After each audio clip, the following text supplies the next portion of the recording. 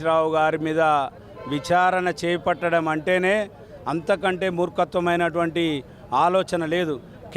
ఏదైతే ఈ రాష్ట్ర ప్రభుత్వం ఉందో ప్రజలకిచ్చిన హామీలను నెరవేర్చలేక ప్రజలకిచ్చిన మాటలన్నింటినీ తప్పుదోవ పట్టించారు కనుక వాళ్ళు కేవలం ఏదైతే హరీష్ రావు గారు గొప్పగా హరీష్ రావు చేస్తున్నటువంటి గొప్ప పనికి ప్రజల్లో ఆదరణ పొందిర్రు.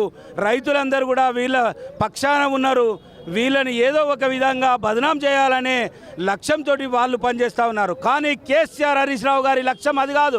కేసీఆర్ హరీష్ రావు గారు ఈ ప్రాంత ప్రజలకు నీళ్లు తీసుకురావాలి. ఈ ప్రాంతం బాగుపడాలంటే నీళ్ళ ద్వారానే బాగుపడుతుంది. రైతాంగం బాగున్నప్పుడే ఈ ప్రాంతం అంతా సస్యశ్యామలంగా ఉంటుంది. రైతు కళ్ళల్లో ఆనందం చూడాలని, రైతు ముఖంలో చిరునవ్వు చూడాలనే లక్ష్యంతో అంత గొప్ప కాళేశ్వరం ప్రాజెక్టును 3 సంవత్సరాలలో పూర్తి చేసి 24 గంటలు 3 షిఫ్టులుగా పనిచేపించి ప్రజలకు 3 సంవత్సరాల్లో అందుబాటులోకి తీసుకురావడం జరిగింది. ప్రపంచమంతా కూడా కాళేశ్వరం ప్రాజెక్టు వైపు చూశారు. ఇంత గొప్ప ప్రాజెక్టు తెలంగాణలో కట్టిరని. కానీ కొంతమంది దుర్మార్గులు కొంతమందికి జీర్ణించుకోలేక 1,00,000 కోట్ల అవినీతి జరిగిందని చెప్పి అబద్ధాలు మాట్లాడుతూ ఉన్నారు.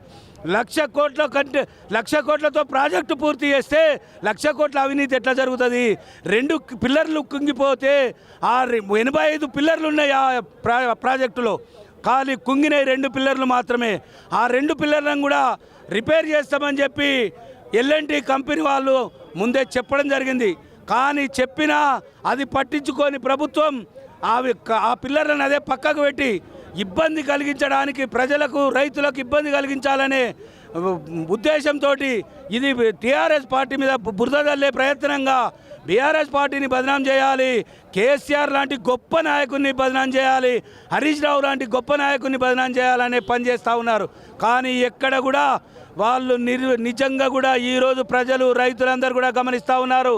ఇలాంటి చిల్లర మాట్లాడే వాళ్ళ మీద తప్పకుండా ప్రజలు తగిన గుణపాఠం చెప్తారు. పాలు లేవో నీళ్ళు లేవో ప్రజలకు అర్థమైపోయింది. ఈరోజు నువ్వు ఇచ్చిన ఎన్నికల్లో ఇచ్చిన హామీలు నెరవేర్చలేక, నువ్వు ఇచ్చినటువంటి మాట నిలబెట్టుకోలేక, నువ్వు ఇచ్చినటువంటి మహిళలకు ఏవైతే హామీలు ఇచ్చినవో అవి నెరవేర్చలేక, రైతులకు ఇచ్చిన హామీలు నెరవేర్చలేక, విద్యార్థులకు ఇచ్చిన హామీలు నెరవేర్చలేక ఈరోజు ఇలాంటి తప్పుడు ప్రచారం చేస్తూ ఉన్నావు. ఇలాంటి గొప్ప వ్యక్తుల మీద నువ్వేదైతే బురద జల్లే ప్రయత్నం చేస్తూ ఉన్నావో అదంతా కూడా నీ మీదనే పడుతుంది. నువ్వు చేసే పనికి నీకే ఆ నష్టం జరుగుతుందని చెప్పి హెచ్చరిస్తూ ఉన్నాం.